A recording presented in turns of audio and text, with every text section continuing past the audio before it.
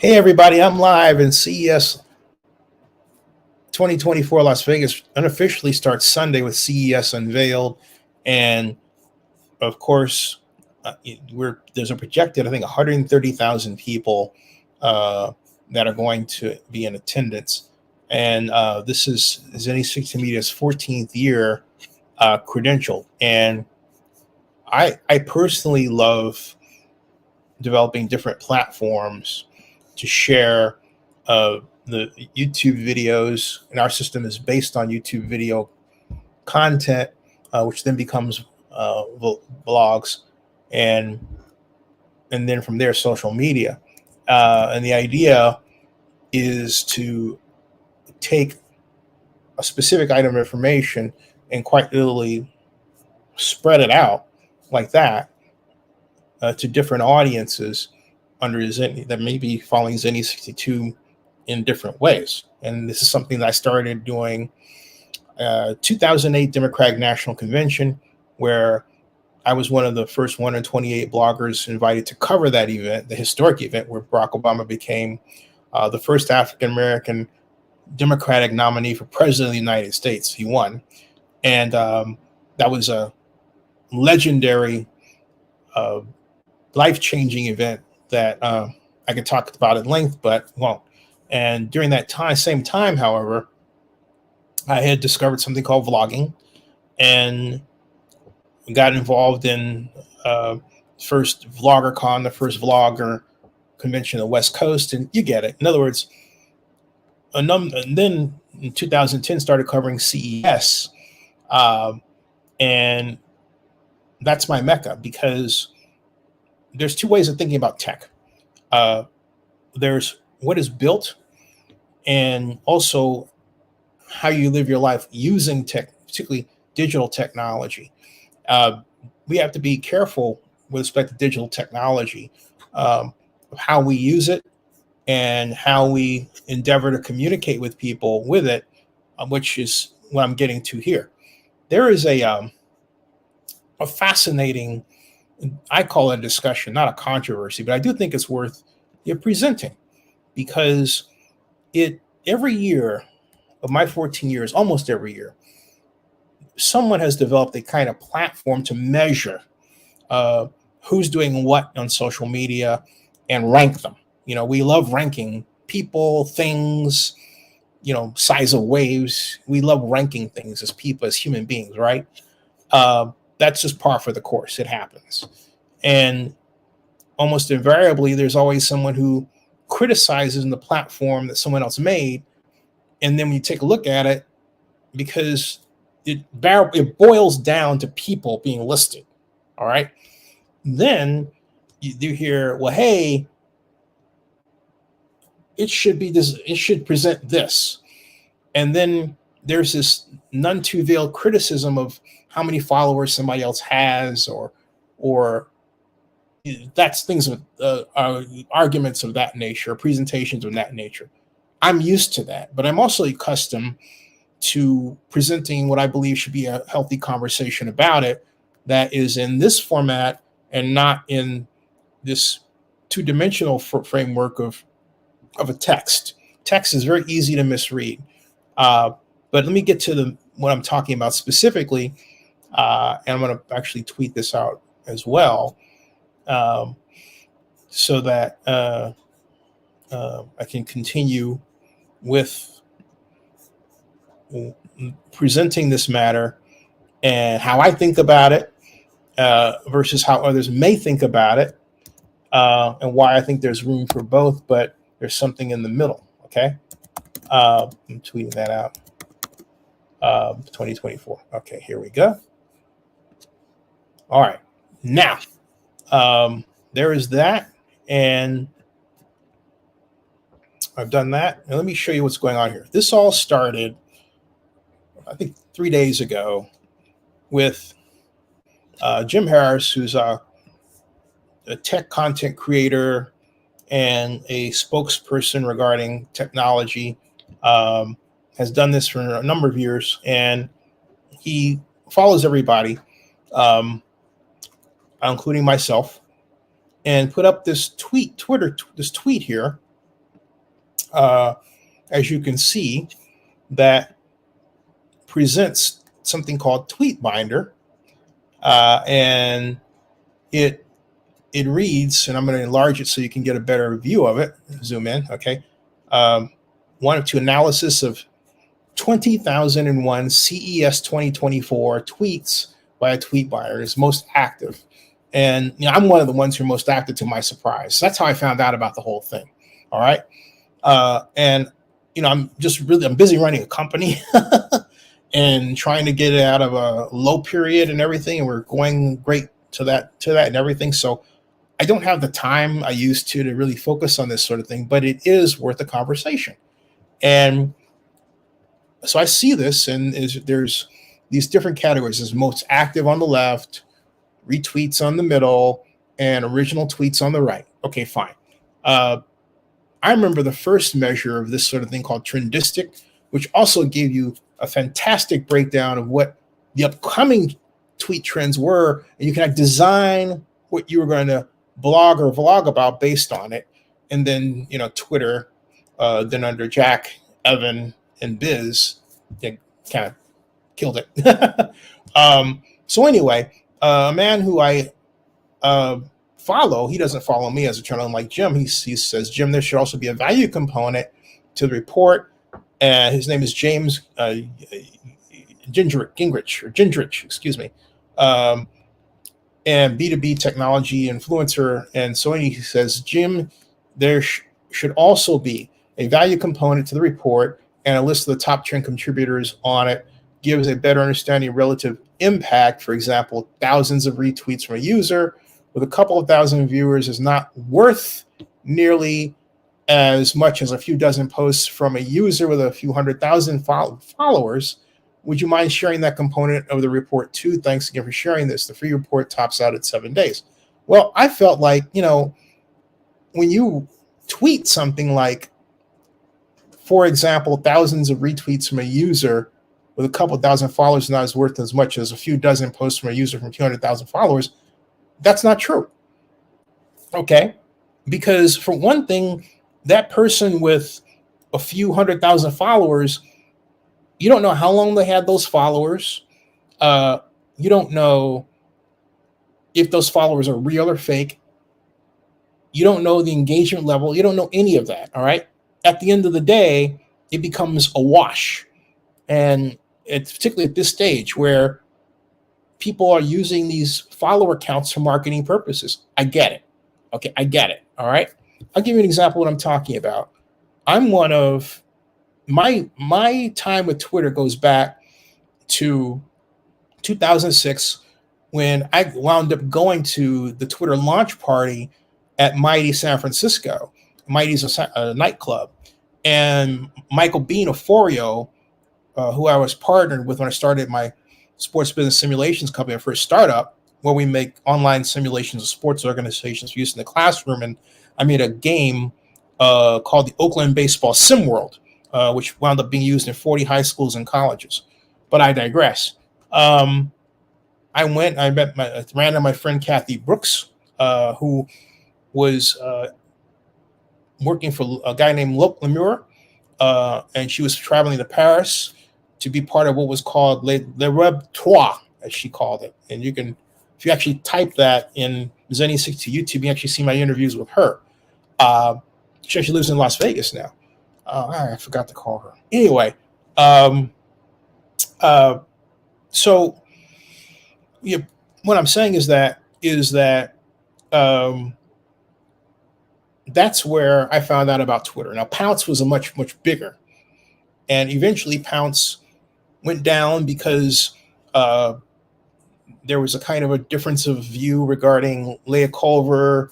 And I think it was Kevin, what Kevin's last name, but Kevin spent a lot more time on Twitter than Pounce, and among other people, and so Twitter eventually overcame Pounce, right? At any rate, that's how I got on Twitter. And then I remember I thought, what if I put up I was trying to get a verified account, right? And I could never get one. But I remember Amy Jo Martin knew 2 Twitter engineers, and she got a verified Twitter account like that. And I'm thinking, seriously? So here I am at the launch party, and I can't get that. So I thought, okay, fine. And I thought, what happens if I put up a hashtag social media, okay, on my profile, and then I get another friend who had put one on theirs and that sort of thing, and we all are following each other. Well, I'll never forget this. I've talked about it before, but it's been a long time. On the 12th of August of 2011, I got suddenly, out of the blue, 60,000 followers a day. And it was just at a clip. And I was like, what the heck is going on? I'm thinking, okay, what did I send out to cause that to happen? I had no idea, right? It was like, whoa. Eventually I had 1.2 million followers. I thought, are you kidding me? I mean, within like it's like by the end of this 2-week period, okay, roughly. And it was just crazy. And I thought, you know what? Okay, as this goes down at some point, as God goes up, at some point it's going to go down. Because if how I got there can't be explained, then obviously it's temporal and it's going to come down at some point. So I started doing analysis of location, which you could easily do then. And I discovered that the vast majority of them were from Moscow. And seriously, Moscow. All right. And someone was using my account as some sort of anchor. It was just really some crazy stuff. And so I thought, okay, I'm there. All right. So my point is regarding followers, you don't know the nature of how followers were gained by that account. You just don't. All right. So I felt that this view implied something other than any real concern about numbers. I could be wrong. And I don't have James here to talk to, and I'm not going to get into a text match because text is too easily misunderstood or misunderstood, right? And so, but I'm saying, okay, I'm looking at this and I thought, okay, I'm looking at this, and then I'm looking at this, and I'm saying, okay, well, is he really upset about those of us who fit in the smaller category and we're in all this? And I'm thinking, oh, that's not a good thing to do. Why do you want to put that out ahead of CES as opposed to, hey, you're going to CES, what are you covering? What are you doing? Hey, we're having this party, fun stuff, right? Or, just stuff that's fun, all right? This kind of presentation, it's okay, but, it's like, all right, so what? Okay, at the end of the day, this is going to change. I've been here before. Early on, I'm generally on one of the tops, and then by the second day of when it stops, I'm not. People come in, then go out. Fine. Big BFD. You go over to the social media command center. And I remember they changed the format. Do you know why they changed the format of social media command center? Because of issues like this. Yeah. I remember, I think I did a video. Yeah, I did a video with one of my friends about that. In fact, it might be worth finding here. So anyway, Jim put this here, and my response was, my question is, what is your real issue here? All right. Do you not like certain people on the list? And my suggestion was very simple. Make your own algorithm that just so happens to favor what you do. Get server space and upload it for public consumption, and then post it. Just say, hey, you know what? And I said, otherwise, it does feel like the Salem witch trials. But you're not really being honest about where you're coming from. You're saying, instead of saying directly what you really say or feel, you're expressing it in a form that's passive aggressive. All right. And okay. And so I just saw, he says, Salem witch trials, a bit of reach, don't you think? And he says, I don't dislike anyone on the list, so please don't try to create friction where there isn't any. Okay. I'm aware of the completeness of Twitter binder reports and really appreciative of the work they've done to bring more definition of value to the reports, it provides, in my view, a much better way to evaluate the success of social media effort and impact. And it should be on the same very report that Jim so kindly provided. Now I'll return your earlier question. What's your real issue? My initial question was intended for Jim. See, I don't know that. See, folks, you got a lot of people following each other, and it's really cool. It's like, all right, this list is actually longer, and it got longer, and it got longer. Okay, it says congratulations to all. And I'm like, okay, this is going to change, but cool. All right, I'm happy to retweet people. Okay, but my point is, you can't, in this environment, say I'm only talking to Jim when all of us, the rest of us are tagged. You know, there's nothing wrong with the exchange of the rest of us. For example, I follow you, James, but you don't follow me. Okay. And that's okay. You know, that's okay. But my point is that it's better. Having these conversations are very important because they happen all the time. All right. I mean, they happen all the time. Okay. And I went back and I said, look, when you retweet or repost any tweet, you're automatically creating an online aggregator. The mathematical behavior of such a device is such that it can't amplify reach. Why? It's the concentrated output of relevant keywords. That's why. And that's been my experience borne by study. Okay. And he says, is there at any point, I just see this now, he says, is there at any point this superfluous activity you're referring to becomes spam? On the same report Jim so kindly shares, there's a section for value. The report generated, and then it breaks down that some of amongst the top 10 contributors to this value of this report, although the exact order and behind the report is not known, it would appear that retweets are not valued as highly as original tweets, which seems logical.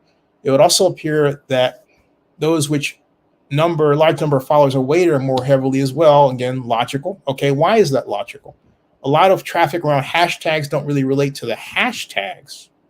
And can you consider noise, in which in and of itself can be detrimental to the platform as useful information tool?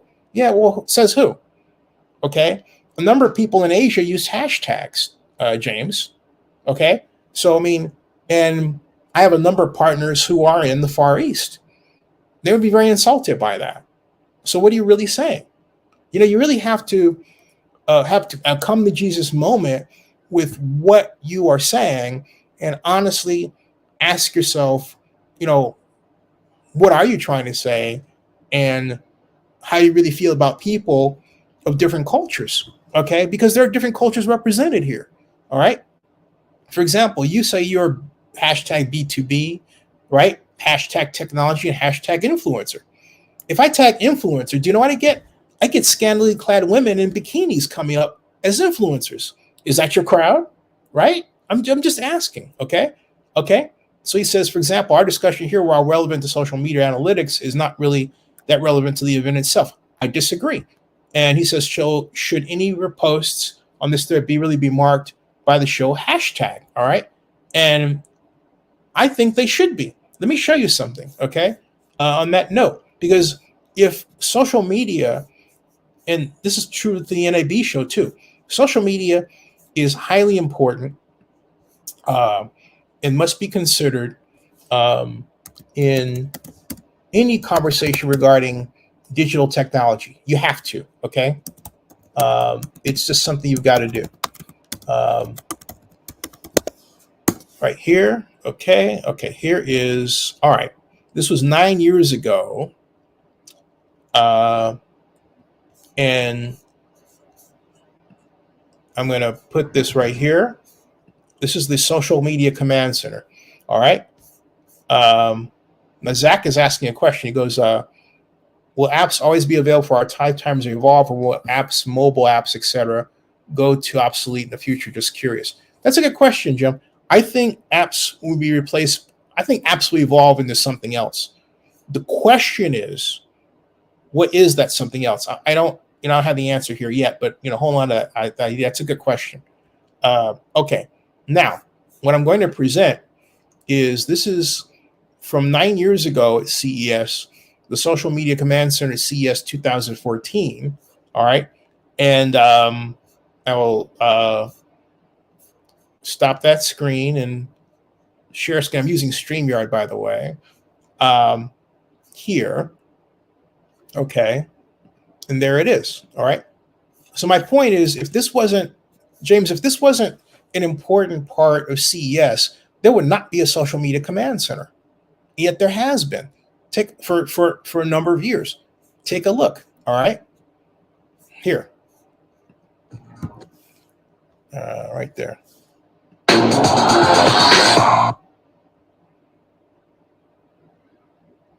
CES at the Social Media Command Center with the man of the hour, Kobe Volt. Kobe, tell my viewers how all this works, please.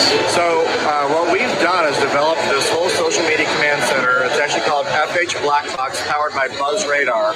So Buzz Radar is actually the system behind everything, pulling all the data from Twitter, Instagram, some Facebook, all social media sites, taking a lot of big data, making it small. Is Buzz Radar? Is Buzz Radar? Sorry, long day. Is Buzz Radar a new app for social media monitoring, or? So they're a technology. They've been around a little while, but they're making it big right now. And if you look at some of these screens, it's beautiful data visualization. Wow, sure is. How they've separated themselves from their competition, because a lot of these aggregators are taking a lot of the same content. Right. They're making it really simple and easy to read and easy for executives to understand what's happening. So who among us is the big player in social media according to all this data right here that we've got? What have you learned? So what we've been tracking here, I'll show you, like I said, a bunch of data here. One thing I'm going to take you to, this particular chart, it's going to flow through a few different cycles, but what we've been tracking is both the category as well as celebrities. So this screen that you're on right now is looking at celebrities that generated buzz. Michael Bay. Michael Bay, surprisingly, was the big celebrity buzz earner here at the event. This next slide, we're going to take a look at individual products. So the Intel Edison chip, amongst this competitive set, got a ton of great media coverage, a lot of consumer buzz reaction. We also looked at, I think this is going to be speakers.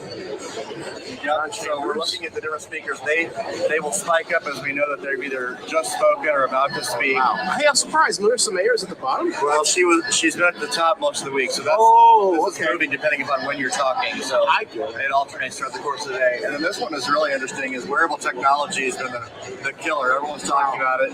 Health tech even crosses into that wearable technology because all the Fitbands and all the information. So we've been watching that happen all throughout the course of the event.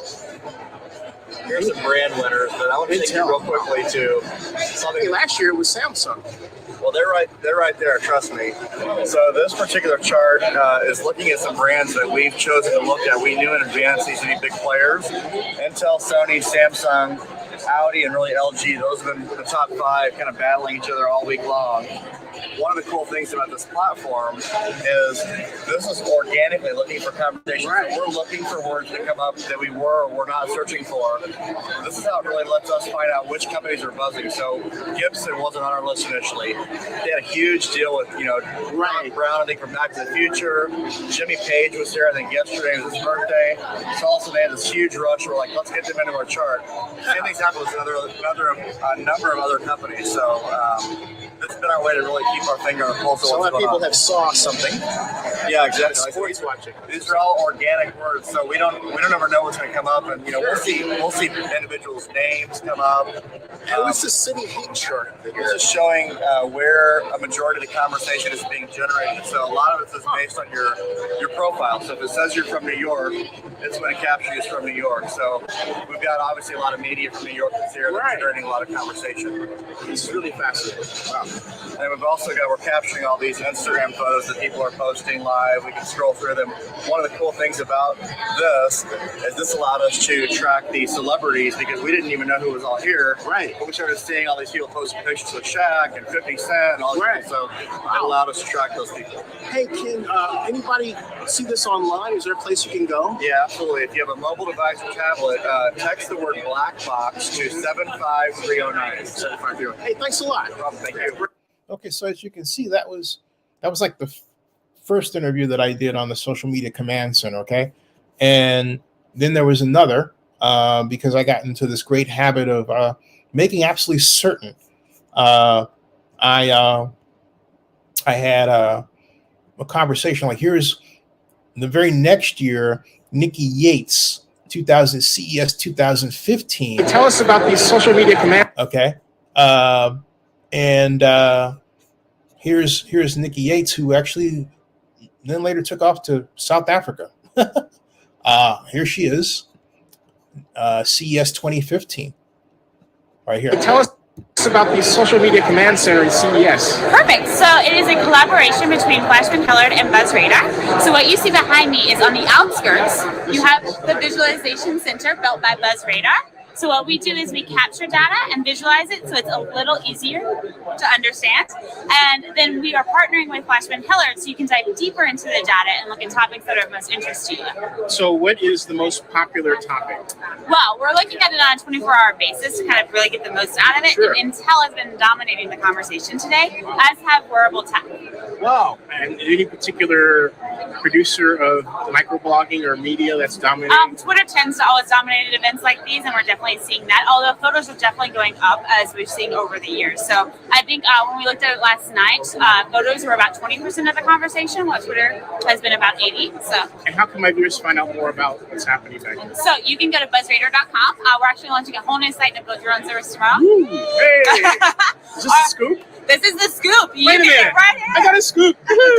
All right. And then Flashman Hillard just launched their product Content Works, so you can take the data you're seeing and develop new content. And they launched that yesterday.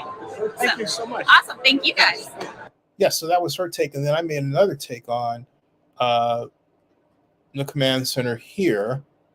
Because NFL Draft Town has its own social media command center, by the way. This is becoming like a thing, all right?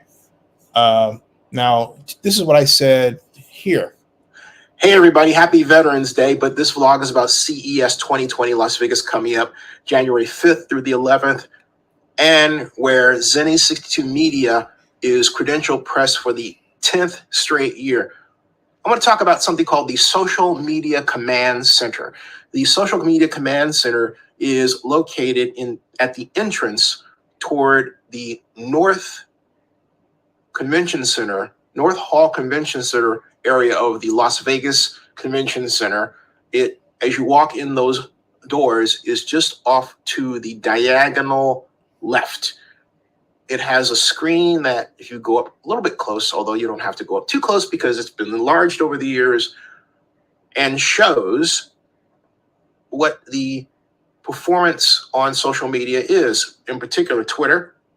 And then in the last year, a kind of metric that compares the use of different types of social media platforms, for example, Instagram, Facebook, Twitter. But what concerned me was what might seem to be a little thing, but to me, it's a gigantic thing. In fact, it's a problem. And that the Social Media Command Center setup and data reporting de-emphasizing the individual. In other words, I would look for Zenny62 to see how I'm doing versus the universe, right? Who the influences are out there, what people are tweeting, that sort of thing. Now, I always thought it was a lot of fun, and I really enjoyed also in the process of checking out how my performance was doing, what other people were tweeting about, and at what particular time, and then the subjects, because I would see something that I thought was quite interesting, right? Well, they wanted to de-emphasize the individual. In fact, I was specifically told this in the vlog from CES 2019. Here is why that's a problem. Because by taking away that competition or trying to, you are in a sense basically punishing people for wanting to use social media. And look, people are going to be competitive, period. You can't take that out of our system. That's part of our DNA. It doesn't matter the culture. We're going to figure out some kind of way to compete against each other. So what? So what? What you should be focused on is the practice of making certain that people are becoming digitally aware, or as Bon and Ball would put it, digitally fit. You're motivated to become more digitally fit if you want to compete against someone else. Now, some of you will say, well, oh, some people game. You know what? I'm going to tell you something. That is less important than being on and being active, because many of the platforms favor certain kinds of folks. Let me give you the classic example of what I mean. When Google Plus was established, Google Plus picked out favorite or special people to have these special places as members. And when you drill down and you looked at the people they picked among their top users, and they were handpicked, those who were Black tended to be athletes or musicians. They weren't media people or scientists or engineers or programmers. You get the idea? Okay. That is a type of racism. In other words, there's no other kind of Black person that matters except the people that the persons who created the platform who are white believe are important. Okay? So automatically, someone who isn't an athlete or isn't an entertainer gets de-emphasized. You have to figure out some kind of way to fight against what the very platform is doing to you if you're Black, and don't fall into those categories. So don't talk to me about this whole gaming issue. I can talk for a long time about that, but that's now become another story because I can go deeper and I don't want to. It's not for this blog, but it is related. And again, coming back to CES and the Social Media Command Center, emphasize the individual. Tell us what individuals are doing. Why not? Don't filter things out. It's dishonest. See you in Las Vegas. All right, and I'll just end with that because the idea, all right, I think Zach was saying, I truly believe that apps will always be around in some way, shape, or form, but evolve into the newest technology. Phones have been around for many years. Just reminded me of something I need to take care of, or decades, and we still use phones. They evolved, okay? And then he goes on, I think the big name companies that use apps nowadays will be around in the future, just evolved into what the people consumers want. That's what I truly believe. Hey, thanks. Cool. All right, I'll end with this. First of all, again, and I'm reminded of what I liked most. I liked knowing about the topics that were trending and the companies and what tweet, that sort of thing. I'm far less interested in who's listed now than I am what the conversation is and the platforms that are being used. Like, for example, will Threads overtake Twitter? Is anyone going to measure that? That's a very good. In fact, you know what? That just brings me to something else I need to really see real quick here before I close. And I'm going to type a Social Media Command Center. Center CES 2024.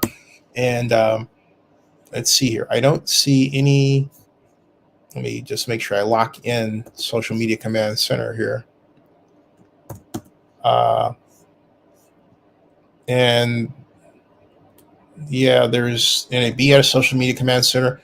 It looks like the Social Media Command Center is pretty much a thing of the past. I'm going to make a call and see if that is going to return this year. Because just by my cursory look, just by my cursory look, I don't see a representation that we will have a Social Media Command Center. And again, I remember when I was told that it was de-emphasized because of the sort of people getting upset about who is on this list and that sort of thing. Okay. So anyway, but in closing, I also have to say this, that again, people in different parts of society they use Twitter differently. They communicate differently. And I'm a big believer in retweeting people who express their what they see in Twitter in different languages, and then hunting for the translator, right? Or hoping that's automatic translator, okay? And so Zach says, what's your input? I'm kind of dealing with this other thing, Zach. So that's more getting me off that track. So, and all right. So I'm not going to go there, and I don't have that time. At any rate, my point is that we have this opportunity to really connect with each other. But unfortunately, this desire to compete or being seen on this big board took over to a point where I guess they got tired of maintaining it. I really have to follow up and find out what happens. Now I'm really curious. But again, I'm more interested in, it'd be really cool if Twitter more reflected the overall conversation. I think it will. I hope so. Heck, I don't know. But I would be careful to criticize people who tweet differently, who have different styles or hashtags. Because, for example, let me just give you an example when I'm talking about, because James uses hashtag influencer, right? Okay.